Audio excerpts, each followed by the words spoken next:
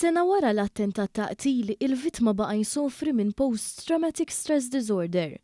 Xeddan il-psikjatra Joseph Spiteri waqt it-tkomplija tal-ġuri dwar l-attentat ta' qtil ta' Mark Farrugia ta' 43 sena li kien seħħ fil-31 ta' Ottubru tal-2018 fl-inħawi ta' San Ġagbu f'Haddingli.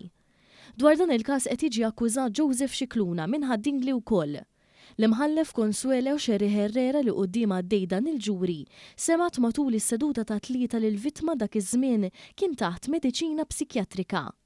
Hawn xedu numru ta' esperti forensiċi fejn urew numru ta' dokumenti u kampjuni ta' DNA tal-akkużat u anka tal-vittma minn fuq ħwejjeġhom mill-vetturi u minn fuq ix-xena tar-rejat.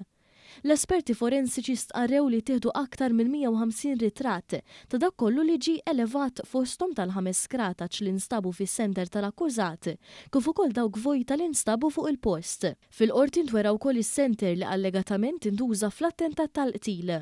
L-arma li ntużat kienet fost 4 armi li għandu l-akkużati reġistrati taħt ismu.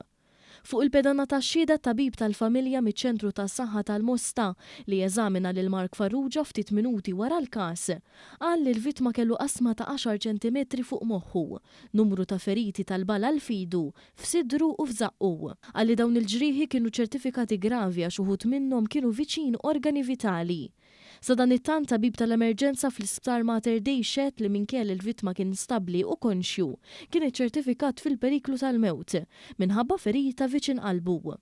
Il-prosekuzzjoni qed titmexxa mill-avukat Kevin Valletta u Kayli Bonnet f'isem l-Uffiċċju tal-Avukat Ġenerali flimkien mal-Ispetturi James Gregg u Wayne Camilleri. Għall-akkużat qed jidhru l-avukati Arthur Azzoppardi u Jacob Magri, waqt li l-avukat Edward Gatt qed jidher bħala parte ċivile.